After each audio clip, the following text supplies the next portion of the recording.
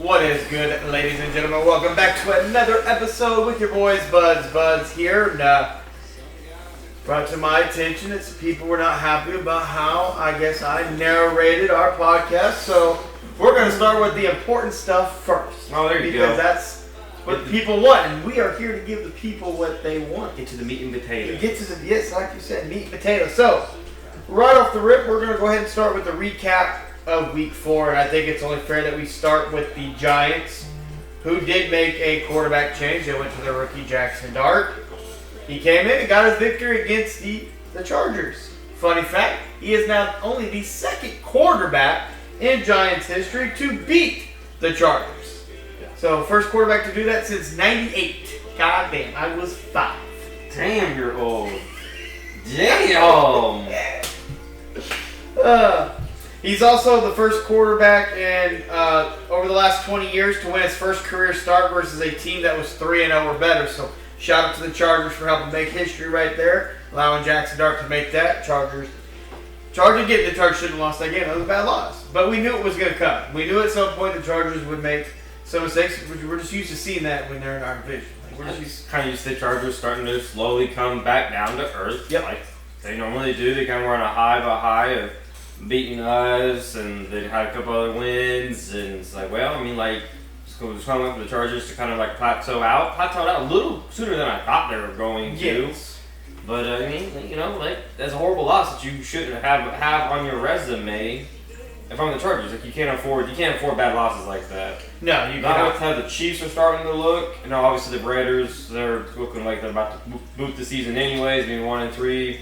The Broncos and Bo Nix has kind of been. Bo Nix is experiencing that sophomore slump, which I feel like again. I understand sophomore slump, but like you're too old. I feel like to experience a sophomore This is slump. the second year in the league. I mean, Okay, everybody kind of that's has fair. that. Yes, I think they'll figure it out. I think Bo Nix will figure it out. Him and Sean Payton, they'll get it worked out. And they'll be a wild card team. I personally, but I think it'd be a tough stretch for them to become a wild card team. yeah. But like the Chargers, it's just like you shouldn't have lost, and you should have had more than a game and a half lead on Absolutely. at this point. But I mean, when you have a get-right game for the Broncos and you face Cincinnati, that's a get-right game. Feel good about yourself type of game.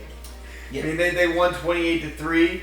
Jamar Chase and Zach Taylor. I wouldn't call it. I think people made a little bit out of a big deal. Jamar Chase expressing his frustration, which is fair. I mean, top guy.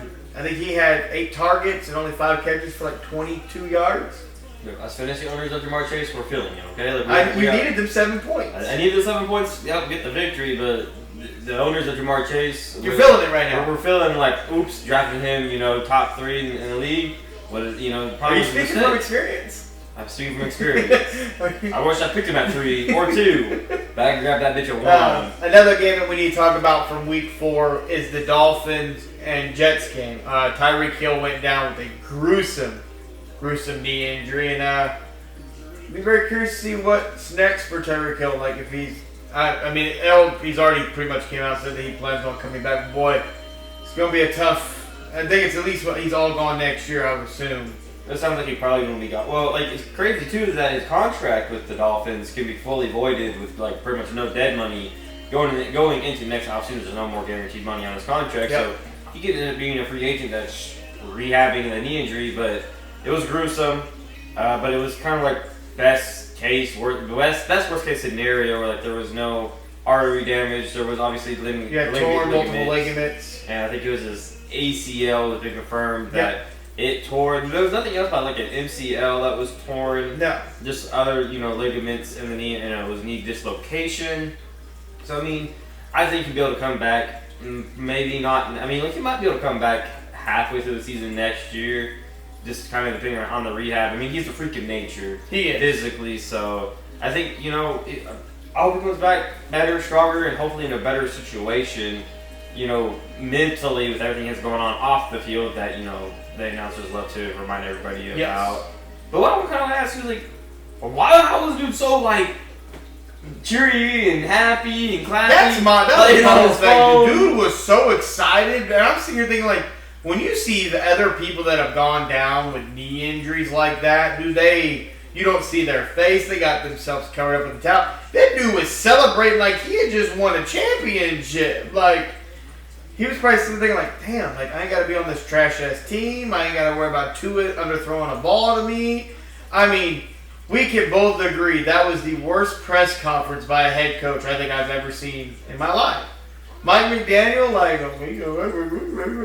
was kind of drug tested ASAP, please. Was a little bit kind of also Tua. Like Tua be talking out his ass. It seems like at the time, like I don't even know what he's talking about. Your brain floating in fluid. Talking about Cam Newton come play quarterback, like boy, did you forget Cam Newton was one of the ones? I think that CTE started to creep up on him a little quicker than. So, but we do wish Tyreek Hill get well soon. I mean, it's going to be a long road, but we'll see what happens for him. There is another game of Week 4 that we have to talk about. Not so much about the game, but what transpired before the game. The Vikings and Steelers game that took place in Dublin, Ireland. Is that where it was? Skylar Thompson, backup quarterback for the Pittsburgh Steelers. He was actually jumped and robbed while they were over there. He suffered only minor injuries, but that's crazy, boy. That's crazy. He clearly was someplace he shouldn't have been, away from team-sanctioned areas. I don't think players understand when you're going overseas like this to play. They tell you, hey, you can't go there. Like, that's not... If you go someplace, it's the buddy system, and, like, as an American, you really stick out when you go across the pond. You go... And first of all, why are you wearing anything remotely that type of valuable that's going to attract some attention to you? Like, well, I mean, like, again, like, just a normal value here is different than the normal value there, and they probably realized, oh, the Steelers and Vikings are in town, he's a player, and he clearly was in the wrong side of Ireland and by himself, and you kind of, like, nobody deserves it, but, like, you were warned not probably not to go there or not do certain activities that he was maybe indulging in. Yep. So, again... You got to be careful because it's crazy though, and the players need to understand this too because even with that happening, I mean it's not gonna, it shouldn't have happened, but it did happen. But like I said, players are warned. But Roger Goodell wants 16 games to be overseas. That's what he's wanting over time. Yeah. So like this isn't going away this is only going to be more. We're going to be going to everywhere, like we spread it again. This is something that could, like, as a player, you have to be just smarter and not put yourself in those kind of situations because that could potentially hinder future games. Now they're in Ireland because of the situation that he put himself into, and then obviously it's unfortunate. And it was a great game. The fans were rocking there too. Like they were always sold out, and I like the idea of having 16 games. Abroad, or whether it's like in Brazil or like Mexico, but like outside the country, get one in Canada. Yeah, like I mean, the same way like the NBA I love watching Germany, especially to stand and hold them big ass fucking chug of beers they got going on over there. Oh my god, we got to go to Germany for a game. That's all I do know. Like, good lord. But like I said, Roger Goodell wants more games overseas, and it seems like we're trending in that direction. And it's just gonna, like I said, we're gonna. I mean, there's potential talks that he thinks there could be a franchise located outside of the United States, which would be that'd be really difficult. I feel like over abroad because, that traveling would be crazy work. I think it'd be more realistic if maybe like Canada, or like Mexico, something. To me, I think Canada would that would be interesting because you already got you think about baseball, hockey, basketball. So I think. For them, that's a hell of a start. That'd be huge. That'd be huge. That'd be huge for Canada, and it'd be huge for the league too. I don't know what the hell we're gonna call them. That'd be a hell of a what they would call that. Maple syrup. The something the mount. Call them the Mounties. You call them the Canada. I just know the uniforms would be fire. That's all I do know. They'd be like red with like maple leaves on the side. I just know they would be great. Go ahead. You could call them the Crown Royals. You could. Because that's what Crown Royals made it. That's fair. Another game that I would like to talk about from Week 4 is the Eagles and Bucks. It was a good game. Except for, there was a weird stat, right? I don't know if you guys noticed, there was a weird stat. Jalen Hurts in the second half went 0 for 8. Didn't complete a single pass in the second half, and they still won. They still won the game. That's tough. The Eagles are 4-0. But I think, for me personally, I think this Eagles team is in trouble. Because A.J. Brown is crashing out. A.J. is crashing out. Hard. He is since apologized about the stuff he's put on social media. But, I mean, game 1, he had 1 catch for 8 yards. Against the Chiefs, he had 8 targets for only 5 catches for 27 yards.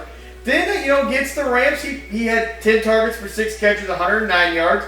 But before you get past that game they had no choice but to air it out and call a passing style offense because they fell behind so early on and they couldn't necessarily rely on the run game. So I'm really it's confused when you watch Jalen Hurts play. You see you have 3 games where it's very weird play calling, and then you see the game against the Rams and it's this is the dude you see on the biggest stage. You see him in the playoffs. You see in the Super Bowl. The dude lights it up. He manipulates the pocket. He gets out, uses his feet, but he lights it up with his arm.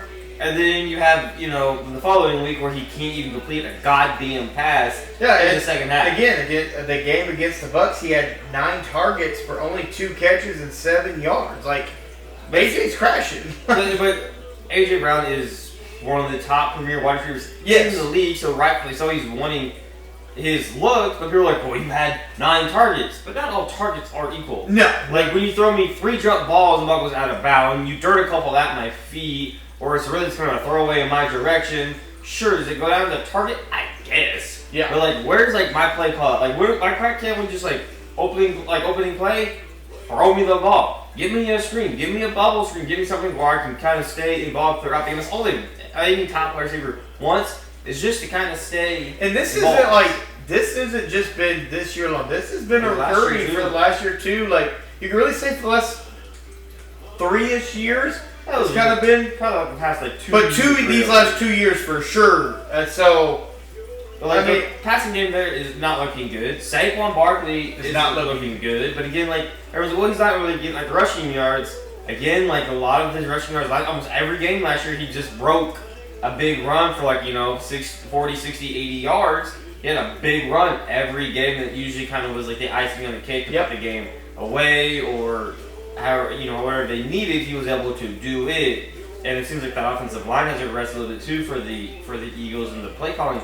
It doesn't make a lot of sense. You have so much talent, and we're almost kind of like back on the OC on the part of it again. It's not making a whole lot of sense. Nope. Gameplay you're trying to put in, and the word what's Nick Sirianni's role in all this and trying to steer the ship. His role is just to talk shit. That's his role. Talk shit, talk smack to any and everybody. And that's really it. I just know if I'm an Eagles fan, I'm worried because your goal should be a Super Bowl. I'm worried if I'm an Eagles fan how my team is looking currently. Sure, you're 4-0. Yes. Winning, quote unquote, should solve everything. Clearly, it's quite not. No.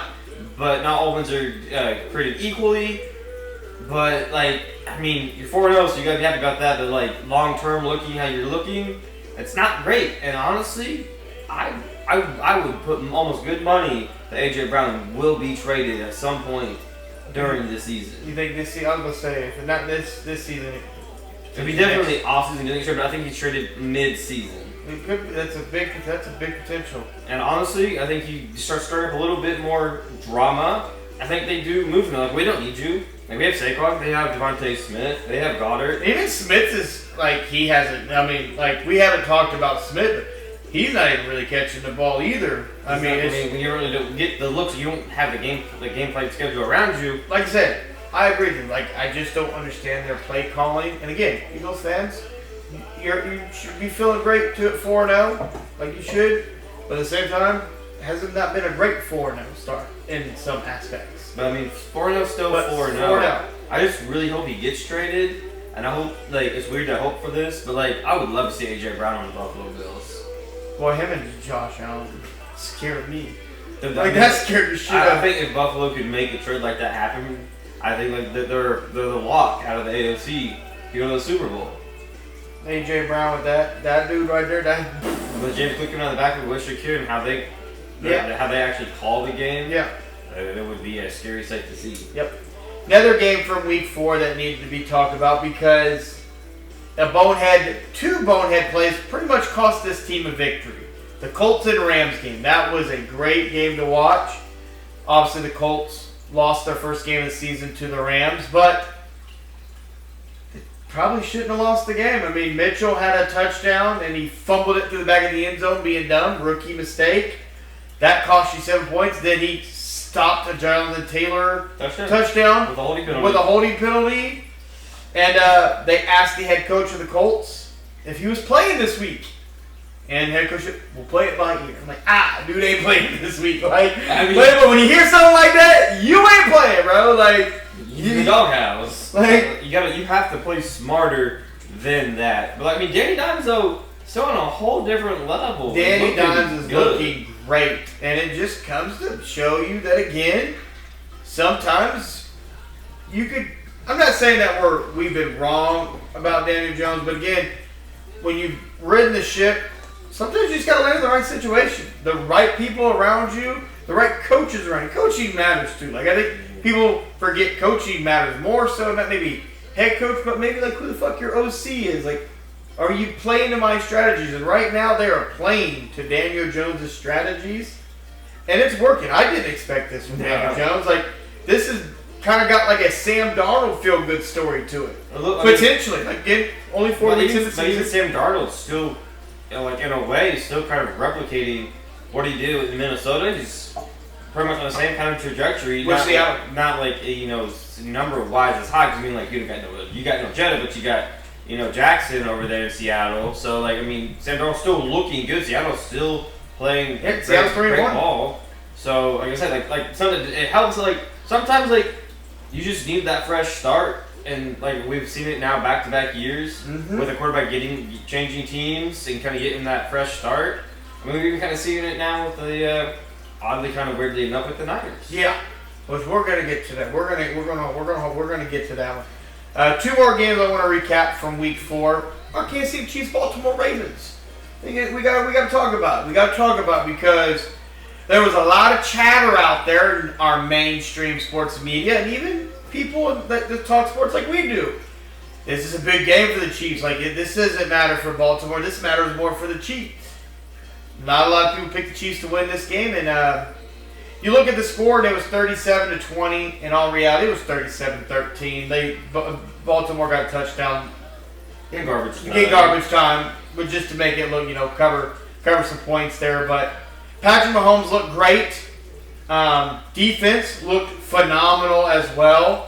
We did, again, shout out Detroit. They kind of put the game plan on how to really contain Lamar, and we took that and amplified it even more than what they did. See, on that, like, it's really kind of funny because the NFL's a copycat league. When I always kind of say, when the Chiefs had Tyreek Hill, we were just destroying everybody, and then Buffalo kind of put a blueprint out. Tampa tinkered with it, we beat them, and then obviously in the Super Bowl they implemented it to a whole new level. Buffalo then also used it against us every time we played them with Tyreek Hill. Playing 2 safeties over the top, jamming Tyreek, not letting him get off, and playing a shell coverage around Tyreek, which then neutralizes him. So there's that copycat of it. And then every time the Chiefs have always played Lamar, we've always spied him and we've always played pretty well against him and made pretty much just him beat us.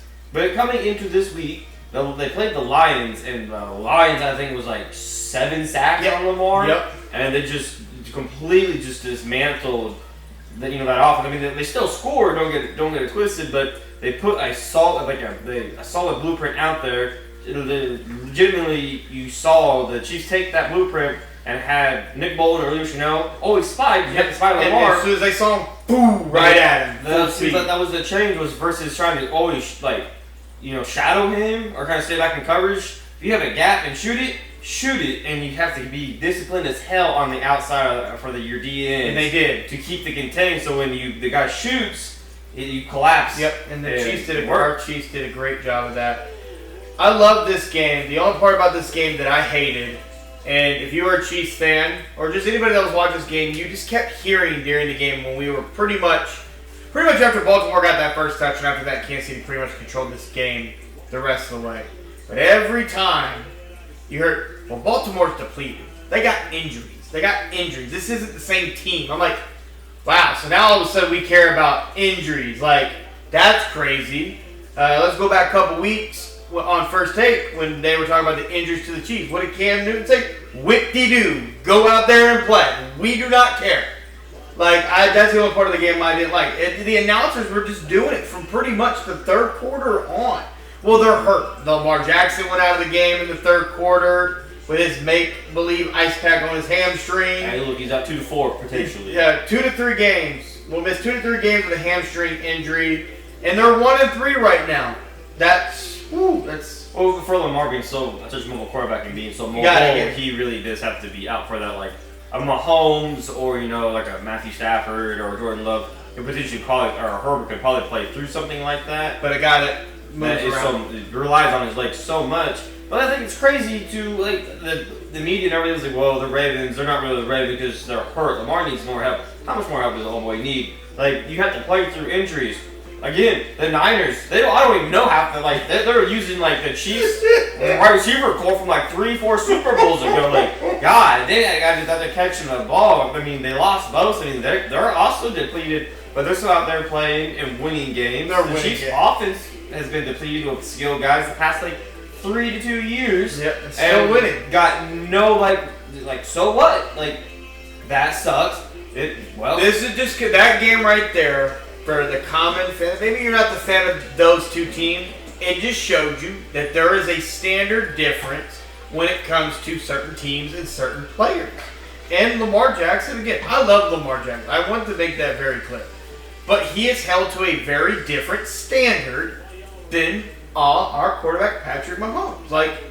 You just are. It's almost like the Ravens in general are kind of just held to a little bit different standard. Brandon here has great stats. I mean, we're on the quarterback talk of Lamar Jackson. Career record against Patrick Mahomes. He is 5-1. He is 1-6 now against Mahomes.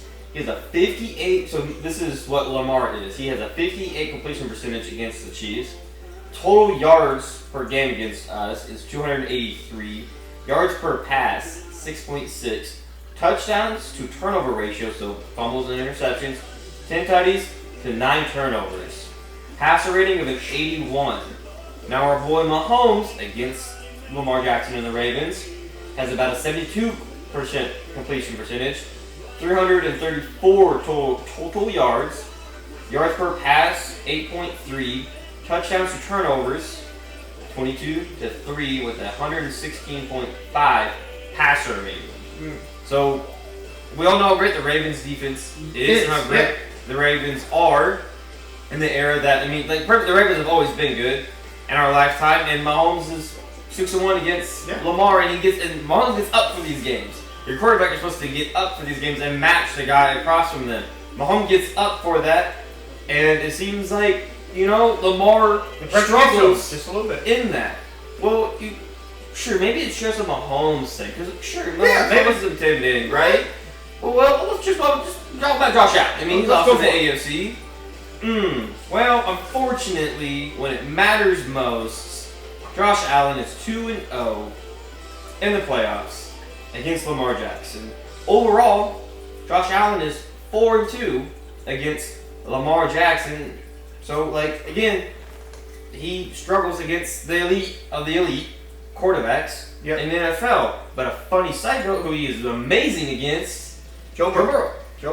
He has a great winning record against Joe Burrow. He is 5-1 against Joe Burrow and the Bengals. But funny, weirdly, kind of oddly enough, shows how much these guys have kind of been in and out for their teams. Is the last time Joe Burrow and Lamar played was October 24th, 2021. They play twice a year. Every year, the last time those two went head-to-head was 2021. That's great. They're always out. It's 4 years since they last played against each other. That's a wild stat. That is a very wild stat. Because, I said, they're divisional opponents. For the past 3 years for Joe, he will miss pretty much the full season. Yep. With the wrist and now the sprained toe. Last year, I guess Lamar must have missed those games. It must have but it just shows you that the standard. It just shows you Lamar Jackson struggles against the elite two guys in the league. That's Josh and Patrick Mahomes. So, I mean, he doesn't ever really lose to the NFC. No. He's only got 2 losses to the NFC, and those losses belong to Daniel Jones, back when he was with the Giants, and Jared Goff, the Detroit Lions that happened this year. So, he's great against the NFC, which is really good for him if he's ever able to get to a Super Bowl. Oh, yes, absolutely. Because, like, he's 10-1 to win the goddamn Super Bowl because you ain't losing. He ain't losing to an NFC team. So, but there's just different standards, and we got to stop changing the goalposts because you can't cry about the Kansas City Chiefs players being hurt, miss people, whip till you go out and win, and then sit there and cry. Well, Lamar Jackson ain't got nobody. Well, like, he need the help. Like, what did he do? I don't want to hear that. Go out and win. You are an MVP. You're that dude. Go get it done. Like, that's your job. Last time I checked, Lamar played quarterback, not defense, and Lamar has a plethora. He has a solid, great O-line. He had a Hall of Famer coming out of the backfield. He has a Hall of Fame tight end, another stud tight end that came back that week. Has Bateman. Yeah. You have Zay Flowers, who's no spring chicken either. So like, I'm quite confused on where he has Justice Hill too as a running back. So I'm quite confused on where he's missing any kind of talent out wide or in the interior or out of the backfield, and let alone himself. Yeah. So I'm quite confused on where he's needing more, and when we don't start holding him more. When the media is going to hold, because we are. Yeah. When the media is going to hold him more accountable, like that loss is on him. Like, that's why I said it's important that we have to keep them standards because mainstream media they don't do that. The last game we need to talk about from Week 4 was the Packers and Cowboys. That was a game in itself that ended. That game ended in a tie, ladies and gentlemen. It was 40-40. Now, Michael Parsons did get his sack. He did get a sack.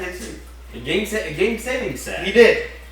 But it goes from this takeaway of the game. It just kind of shows you that the Cowboys get up for certain games, and they don't get up for certain games. Yeah. That's a problem. You got to be able to get up for every game. Now for the Packers, what the fuck happened to the defense that we were like raving about like the first 2-3 weeks of the season, like damn near 2 weeks of the season. Like boy, this team, like this defense, and boy, this is like, what happened, man? Like it's almost kind of like that juice. That honeymoon is over. Pretty much, it ended very quick. It ended very quick. It was a quick honeymoon. Like we gotta get back. So, but speaking of the game that ended in overtime, now obviously.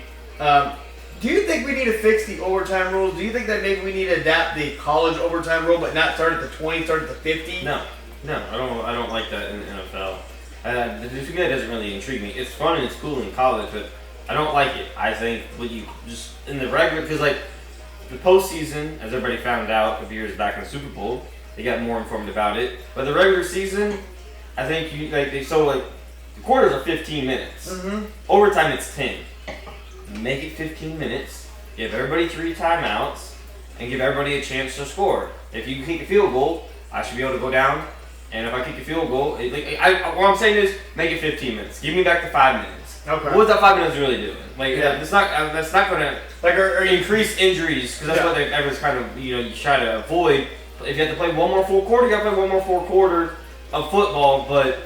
Do you like games ending in time? No, they should never end in a tie. Okay, that's what I was trying to get at too. Like, so I personally, my soccer background, I'm like, cool. If we play 10 minutes and we are in a draw, then I feel like we should just PK shootout, field goals. Let's start from where we kick extra points, 5 yards, 5 yards, 5 yards, or just back 10 yards, and the first kicker to miss. That would be interesting. I would be entertained for that. I'd be entertained for that. They would put a whole other emphasis on you need a really great kicker. You need a good kicker because so you can make or break it. Okay. But I would want if you don't really necessarily like that during the 50. I think you should make it 15 minutes, but there should be no punting allowed. If you get ball, you have to go for it on 4th down. You don't have a choice. Ooh, well, I like that added. Or after both teams have the ball, you have no choice but to go for it. Go for it? Okay. So if you can get ball first and be at your 20-yard line, beat your 20-yard line on 4th down and be gotta go for it. It puts all different emphasis on that coin flip too. If you did it on that first drive, but I would say definitely the second drive, if you kick the field goal, I kick the field goal, then you have no choice but to go for it. Yeah, I can respect that. And maybe have to try to make where we don't have a tie. You know, like in college, like after 2 minutes, like the clock stops to reset the chains. Maybe in overtime during the regular season, the clock stops for a first down to reset the quote-unquote change to try to save some of the time so that you can potentially score. That's fair. I can respect that. I just don't like games ending in ties. Like we should not have a game end in tie. Like this isn't, we should. College don't end in tie. Like nobody. The NFL is the only sport that really ends in a tie.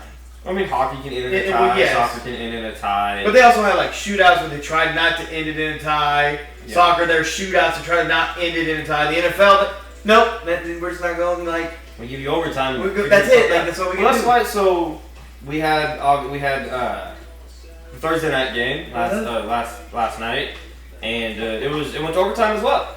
But the Rams said, "Fuck that tie." I mean, they would have kicked it, and then obviously the 49ers would have gotten the ball back with maybe 3 minutes ish or whatever. But potentially it could have ended in a tie if they would have kicked the field goal and made it, and then we'd be looking at back-to-back ties, which would have blown up. I mean, everybody would have been in a yes, it would have been back prime time games ending in ties. So it takes guts to go for it on 4th and 1. Bad play call. Yeah. But it takes guts for it to go for it down 3 in overtime. Yeah. The emphasis. Speaking of that game, let's jump right into the week 5. The Thursday night game, like Brent said, was last night. The 49ers ended up winning that game 26-23 in overtime because the Rams went for it on 4th and 1, and they did not achieve it. And Sean McVay did get up on stage and said that he made a mistake. Do you like him get up there and say he made a mistake? He did. Well, not make a mistake. It was a bad play call or own it. Like that. What's wrong with being transparent with the media? I mean, I know you get criticized for being transparent because we don't want that. We want you to sugarcoat stuff or kind of beat around the bush. Own it. He was like, it was a mistake. It wasn't a mistake going for it. It was just not a good play call. I didn't personally like you lined up. The Niners called a timeout. Then you went back out there, lined up the same way, same motion, tried to draw them off sides, didn't. You bring the timeout. Came back, exact same formation, same motion, and then went for it. Damn, dude. You could have tweaked it a little bit, run the other way. No. It's just, I look at this Rams team, and they have 2 losses. Well, I'm going to say 1 potential loss because we can't say that they would have won the game against the 49ers. But you've lost 2 games that you probably shouldn't have really lost. When you really think about it in hindsight, shouldn't have lost that game to the Eagles. You were blowing the Eagles out. You were dominating that game for 3.5 quarters and then shit the bed in the 4th. This game against the Niners. Now, I want to perfectly sit up and say I apologize to the 49ers fan base. I apologize to San Francisco 49ers. I thought this season was over. I really did. Everybody was getting hurt. I mean, we talking Kittle's out. Brock's back out again. Juwan Jenkins, who was crying about a contract, is hurt. Boza tore his ACL. He's gone. Who else is Brandon Ayuk's not even close to being back. So it's just I thought this was done. Hindsight, mac and cheese is I got you guys. I got this. And shout out Mac Jones because he becomes just the 4th quarterback since 1950 to start with a 3-0 record, have 800-plus passing yards, and 6-plus touchdown passes in his first 3 starts. That's pretty incredible. So I guess the question is, can you play quarterback for the 49ers and be successful? At this point, I think I might. I think I could. Let's think about the quarterbacks that have been there and have been successful in the Kyle Shanahan system. You go all the way back to you get Kirk Cousins. Yeah. And then I was Jimmy Garoppolo, now Brock Purdy. But you even had Sam Darnold there. Yeah. Jimmy Garoppolo. Garoppolo. So now Mac Jones, last night Mac Jones threw the ball 49 times, completed 33 of them for 342 yards and 2 tutties. No interceptions. He had a clean ass game, and it really was all on his arm. They had 57. McCaffrey carried the ball for 22 times for almost 60 yards, so that's a little bit concerning not having much of a run game. They have no running game. But that passing game, boy, let it fly. Pretty much. They letting it fly. And like I said, I apologize to the Niners. like we talked about earlier, the Eagles may be undefeated, but boy, I don't want to see this Niners team in the playoffs. No. You winning games hurt. Next man up, nobody complain. Like nobody's complaining about the Niners that they're depleted. They out here winning games. Yeah. Boy, when they get healthy, oh good Lord, this is going to be a scary team when they get healthy. Because Brandon Ayuk is going to be back at some point this year, and he's going to be fresh. Now, what is he going to look like? Don't know, but he's going to be fresh. Juwan Jenkins, when he can get healthy, Kittle, hamstring get healthy, like, oh boy, like this is going to be a scary team that I don't want to see in the NFC. I'll be the first to say that right now. I don't want to see the 49ers. It's definitely going to be a scary team come playoff time, especially when they get all healthy. We named all these quarterbacks that played in the system. They look great. What was wrong with Trey Lance? That's a fair like set. Everybody else, like Brock Purdy was a rookie and he flourished in the system. Trey Lance showed at the same time. And I don't know. I guess like how many games did Trey Lance get though? 3, 4 games. A handful of before games. He obviously the ankle got broken or whatever. But I don't know. That's a solid question. Why did the Trey Lance? I mean, maybe they just didn't have enough. I don't know. I mean, they clearly saw more in Brock than they did in Trey Lance to move off of Trey Lance and go with Brock. Yeah, you're not wrong. But then you insert Mac Jones, and it's just like, boy, he on fire. Granted, we all know when Brock comes back, he'll take back over. But man, shut up, Mac Jones, dude, because it was another dude that was written off, from New England, and then he went and had to sit in Jacksonville, and he looked very good in Jacksonville too when he was able to get in and play.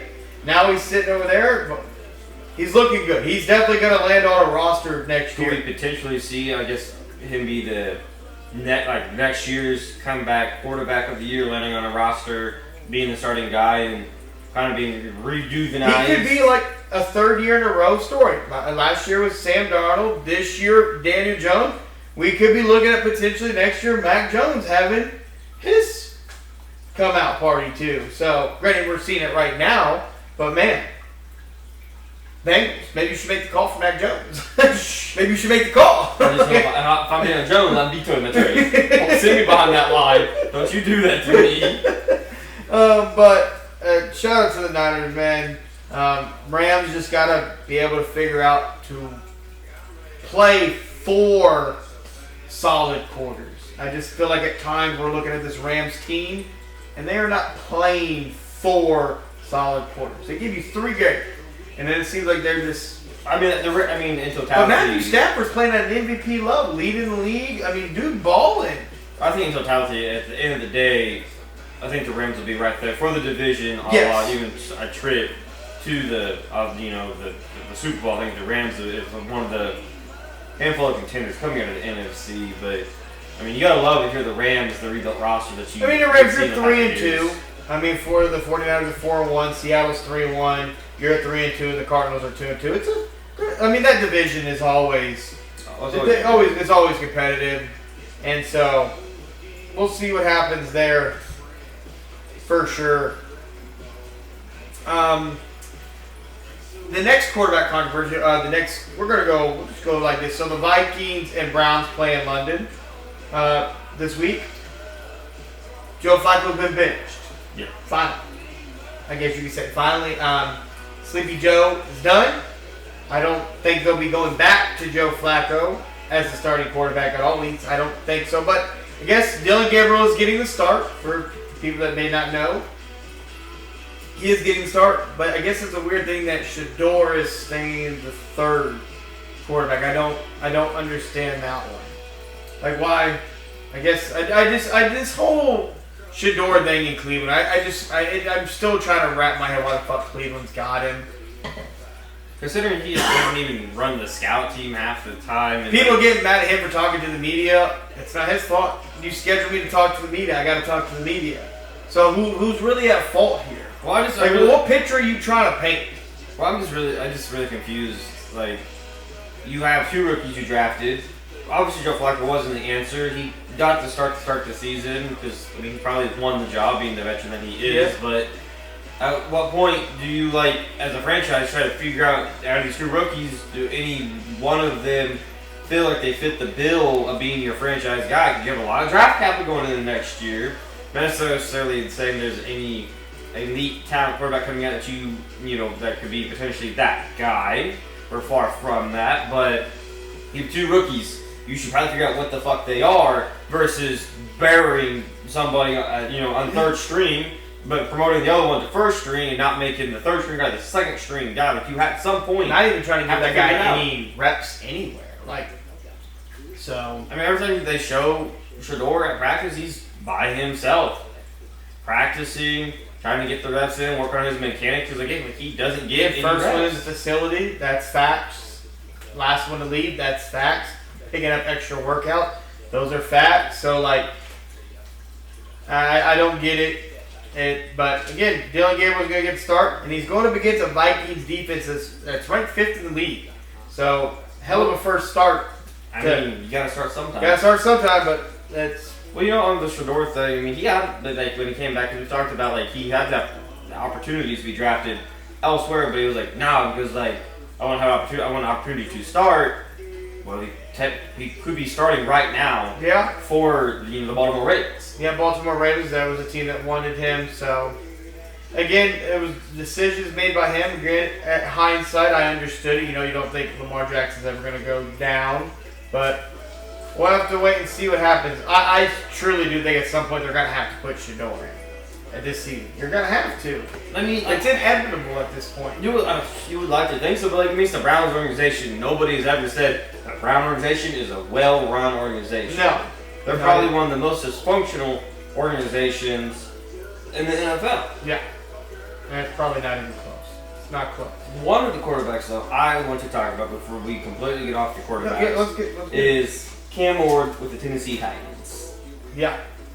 There's a great comparison out there versus Will Mayonnaise Levis. Yes. So the comparison is pretty great. Levis, about 60 completion percentage. This is through the first 4 starts. Cam Ward, 51%. Passing yards, 600 for Cam and 857 for Will Levis. 6 touchdowns to 2 picks for Will Levis. 2 touchdowns, 2 interceptions for Cam Ward. You go off stats. It looks Will Levis was Will Levis really the problem there? Is Will Levis he's obviously hurt. He's out for the year. He's being replaced by Cam Ward, being the number 1 overall pick. But was Will Levis the problem? And he won. He won a game in the first 4. Yeah. Cam Ward hasn't even been able to do that. Nope. With pretty much a lot of the same guys. Pretty much the same guy. And theoretically, they made the roster. Theoretically, because they didn't quite pan out, but they made the roster better for Cam Ward, and it just hasn't panned out. Has not panned out. And I don't know. I do think that it's not looking good for Cam. And I think Cam Ward's a good quarterback. But bring me back to my point we've talked about on this when we talked about the quarterbacks. If you thought Cam Ward was a first-round talent, you thought he was that dude of dudes. Well, it's just kind of funny when you look at the numbers. You're like, Will Levis was doing just as good as Cam Ward, and Cam Ward was the number 1 overall pick. Now, if you just based off numbers and you're a person like that, then you're thinking, well, the Titans, they swung and they missed. But if you actually watch the game and you watch the clips of Cam Ward, you see that there's something a little special about him. But it's just whether or not Tennessee destroys that or not. Because he's making great throws, great reads, and this dude's red. The guys that I thought were gonna make a difference for him, like Tyler Lockett, coming from Seattle, being a very great check down guy, I thought would be great for Cam Ward. I don't even think Tyler Lockett plays. Had him on my fantasy team, never really did anything. They got Calvin Ridley, who bet on himself to got paid. He's getting paid to absolutely do nothing in Tennessee. I don't know what we're doing. Is it a player? You got a head coach who don't even know the goddamn rules of the game. So is it a player thing, or is it do you think it's a player thing or a scheme thing down there in Tennessee? Because clearly the scheme, same for both quarterbacks, getting pretty much the same results, but I think everybody can agree that Cam Ward obviously has got the more talent than Will I think Levis. it's scheme and coaching. It's same thing, but I think head coach is going to get fired. He's got to. Where is he at? Brian Callahan? Yeah, Brian Callahan, he got to go. He's number 1 on the coaching hot seat. Ranky, he got to go. You got to go. You don't even know the rules. Like, I can't even get over that. Dude didn't even know the rules. You know how many feet you needed. He didn't know if an elbow or a shoulder or forearm counted as 2 feet. Any just person that just watches the sport, a casual person. My wife would have told you that a shoulder or a forearm counted as 2, and she's just a casual football fan. Like she knows that rule. You are a head coach in the NFL. You're like, yeah, we didn't challenge that because he only got 1 foot, but like his shin went down, which a shin counts as 2. And he was like, so we didn't challenge because he wasn't in bounds. And the media didn't even really hassle him on that. This kind of kept him. I'm like, what do you think? I was sitting there. I would have kept asking just a little bit differently until I see maybe if I got him to change his story. Then he came back the next day or the next media appearance and was like, oh, by the way, yeah, I was wrong. Yeah, dude. We knew you were wrong right off the rip. Just no one wanted to come at you in the media. Everybody else in the room, we were already flaming you on the internet like you were getting flamed hard. But on the coaching hot seat. Obviously, Brian Callahan, number 1 on the hot seat. We both agree. He gone. Next up, Mike McDaniel's on here. Well, what do you think about Mike McDaniel, Dolphins head coach? In case you guys didn't know. I mean, the season's turning. I mean, they obviously unfortunately lost Tyreek. The only way he saves his job, I don't think he will be a mid-season fire, unless the season just completely crumbles. He's he's more like the end of the year. Fire. Maybe he might get fire with 2 or 3 games left, they're out of the playoffs. They might just boot him then. He's just. Is it weird to say that he's just because he's small? He's small looking as a head coach that he doesn't give that that aura around him just isn't overpowering. I guess as a head coach, you just don't see him kind of strike a little bit of fear into you or guys someone hoorah. The problem with Mike McDaniel is just you keep hearing about. Don't seem like he really commands any respect or people respect him. People are late. Don't come to practice. There's just. Well, he just looks small. He looks like he looks. I agree. Small. There's no aura. There's no aura about him that we gotta respect that guy. And he's not a great speaker though either. No, if you think he is, I need you to go rewatch that Tyreek Hill press conference. Boy, that was terrible. Maybe whatever Tyreek was on, maybe he got a little something of it. He didn't get the right amount. That's all I know. He got the lower dose. Next head coach up, Dave Callahan. Yeah, he gone. Panthers head coach. Yeah, he gone. He mid-season fire. He gone. Now I guess this interesting is Brian Dable, Giants head coach. This is a. That's kind of tough. It's tough. It's tough. You put the rookie in, and if the rookie looks good, the team kind of keeps improving. You're kind of stuck. I think the rookie saved his job last week for sure. Well, I think the rookie potentially could save his job in the long run this season. But if the if rookie's rookies and he kind of have a good couple games that kind of flames out, I personally think I'd probably move off of him. But if the Giants go about 500, they probably run it back. One more year. Probably it was good for Dart to have consistency as a quarterback. Need consistency. So this really be Dable's. I think his guy. I can't remember if he was one that drafted Daniel Jones or not. But this first time he'll have No, I think he came into Daniel Jones. So depends how you feel about him. You get to give him the chance to try to see if he as a head coach can kind of help develop your rookie. That's fair. Now the one I don't like that's on this was Aaron Glenn, Jets head coach. I don't know why he's even on there. We're 4 weeks in, and you're on the high seat. I mean, he's learning. He's first time head coach. He's learning the ropes. I don't like that. I mean, I know the Jets are 0-4, but when you've seen them play, you've seen the flashes that they're really not an 0-4 team. It's just really, quote unquote, they've shot themselves in the foot. They've made mistakes. But doesn't that kind of fall in structure, which kind of falls at his feet, though? It does, to a degree, yes. But I think he can get that right. I think they have the guys in the locker room and him at the helm being defensive guy. I think they can get. So Aaron Glenn, safe. I don't even know why he's in. Next up, Zach Taylor, Baltimore. Who? Cincinnati what? Bengals head coach. Oh, sorry. He's so gone. Oh, you gotta let him go. You gotta. You've been so bad. You haven't made the playoffs. Now you're gonna look a position not making the playoffs for 4 straight years. They're already done. They're already done. They're just kind of an interesting story at this point of what quarterback they trade for. It depends on how interesting they become. But he got you got to fire. You have to move on. You had a great little 2-year stint there. Move on. Yep, I agree. Kevin Stefanski, Browns head coach. Like, I don't know, keep him. Why not? I don't know what the Browns are even doing. Like, I think he should be fired. that's fair. Next up, Jonathan Ganahan, Yeah. Cardinals head coach. This one I don't know why you're on here. Yeah, To a degree, I don't. And you're sitting at 2-2. So it's kind of hard to have him on. I mean, like, you're 2-2. I mean, like, this is definitely like he needs a good year this year. And I think they'll flirt. I think the Cardinals and him and Kyler Murray will flirt with a playoff wild card spot, which I think will save his job. I think next year we could potentially see that leap with him. And then the most interesting one, John Harbaugh, Baltimore Ravens. I think it's time. I think it's not that he's a bad coach, but like sometimes you just gotta overstay your welcome, and sometimes you just need that voice don't always sound the same. That speech doesn't hit the same anymore. Those stories of what you once did, they don't resonate anymore. I think that's where he's at potentially. I mean, like it just kind of depends on what the Ravens and like the Ravens fans want. Do you want to have a good regular season and then you're one and done in the playoffs, or again, he's only got one Super Bowl. He got that one Super Bowl win, and really outside of that, like.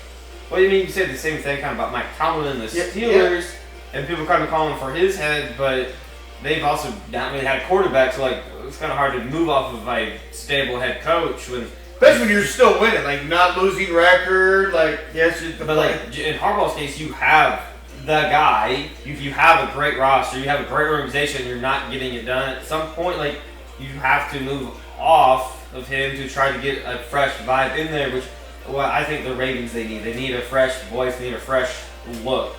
I think Lamar needs a new guy, and just for his sake, to try to get over this hump. Otherwise, like everybody's already starting to call Lamar James Harden of the NFL. Which is starting to look very, very the case in the biggest moments. I mean, I think we brought up, Brett, we had that conversation about is John Harbaugh the Doc Rivers of the NFL? You didn't like that comparison. I don't like that comparison because Doc doesn't necessarily always win everywhere he goes, but Harbaugh has always been a winner. Yeah, so like I said, it just might be time for a new voice and a different thing for. I think it'd be good for both of them. I think it'd be a good splitting for both. The Ravens can get a fresh. Because like they're going to get they're going to hire great. They draft great. They're a great organization, but I think it's just time to get a fresh. When we think of Harbaugh, he's not really the offense. So if they were, he's a special teams guy. So if they got rid of Harbaugh, you're clearly wanting them to go get an offensive-minded head coach because like again, defense has always been good for them. Yeah, I think so that's not really a problem. You need an offensive-minded guy to really help. Probably get Lamar. No, see, with Lamar and the Ravens, I don't necessarily know if they need like one of the great one of the great up and coming OCs. I think they need like a leader. They just need because I mean that's what I mean. Harbaugh is a leader. He's a special teams guy. That's where his background comes from. But I think they just need a leader, like a strong leader at the head coaching position, not necessarily favoring one side or the other. If I had to pick a side to figure out, I would favor my offense with Lamar. Yeah. To help him try to see if I can coax that next step out of him. That's fair. That's fair. But those are your head coaches that have been released that are on the hot seat. So we pretty much thought everyone on there should basically be gone. Except for basically two of them. So, again. Which is about right. You get about 6 to 8 fired head coaches a year, so that's about right. You're not wrong. And another thing before we get on to week 5 that broke yesterday or today, I believe it was. The NFL will launch a professional flag football league in the next couple of years, and this league will be in place before the 2028 Los Angeles Olympics. So, be very curious to see what that really comes about, looks like, because don't really know, like that's all the really give it. A lot of people kind of feel like the NFL's already going to flag football anyways. I mean, the Pro Bowl is flag football, so. Well, I mean, like it's good for flag football. Like yeah, it's good for flag that. Football's getting put on for that league and that sport to be kind of being backed. Whatever that quarterback is that plays flag football.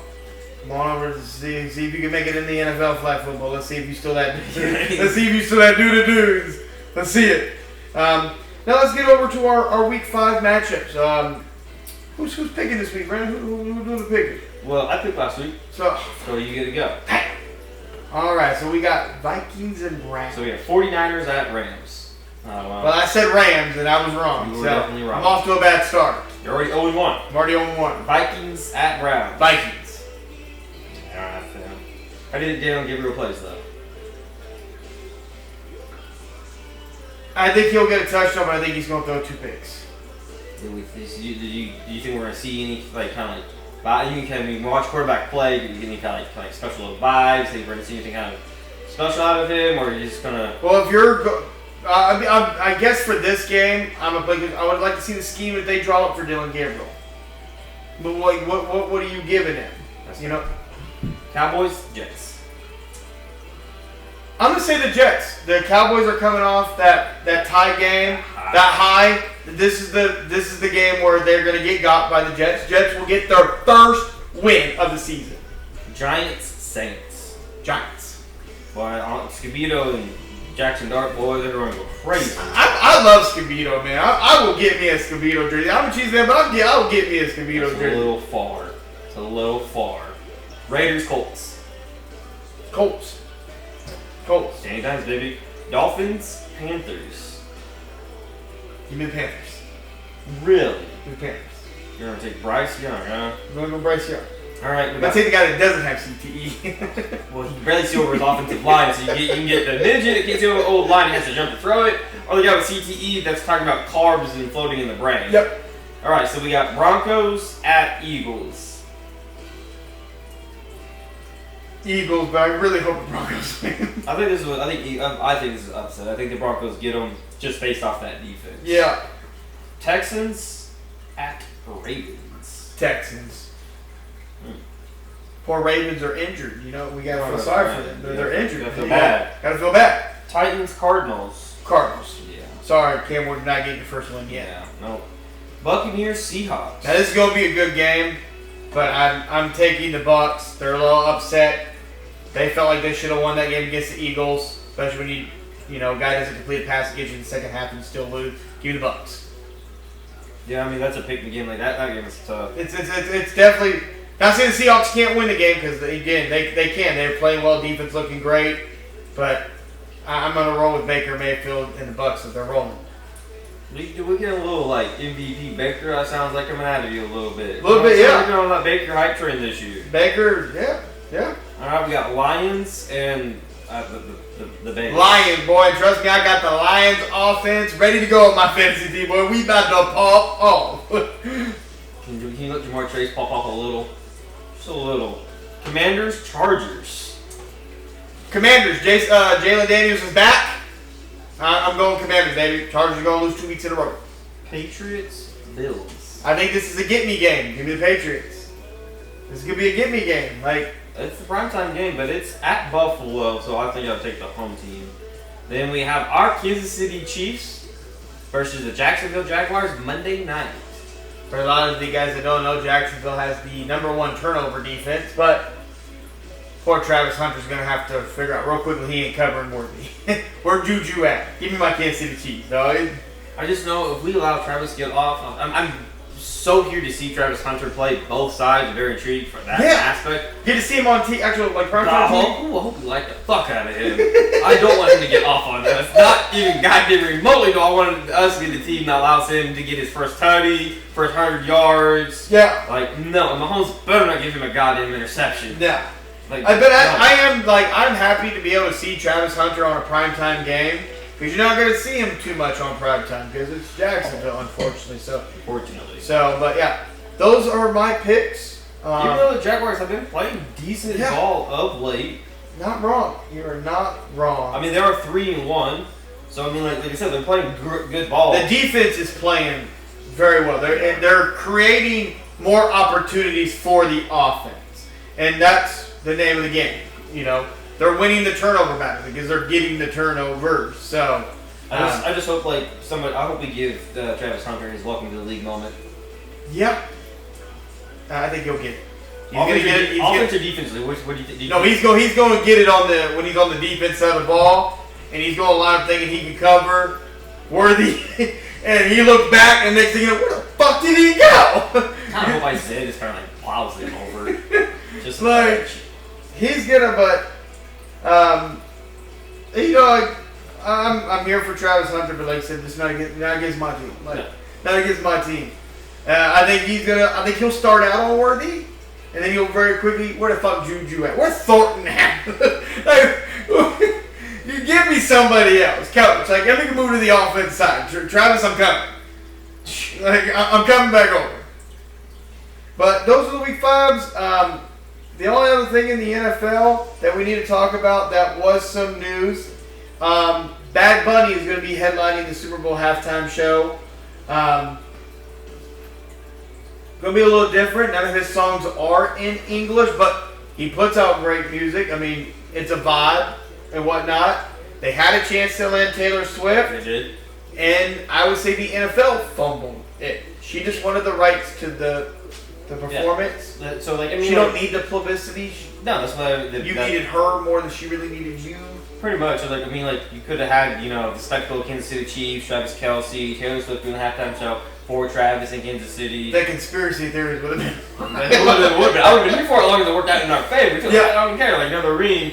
But, I mean, like I said, she wanted to keep the rights to her songs and, like, the videos and everything. And the league said, no, we don't do that. And she was like, well, cool, I'm done because, like, I don't need your publicity. I don't need that stage. I don't need that. So I am the stage. Yeah. So, but that's it for this episode. And we will see you guys next week.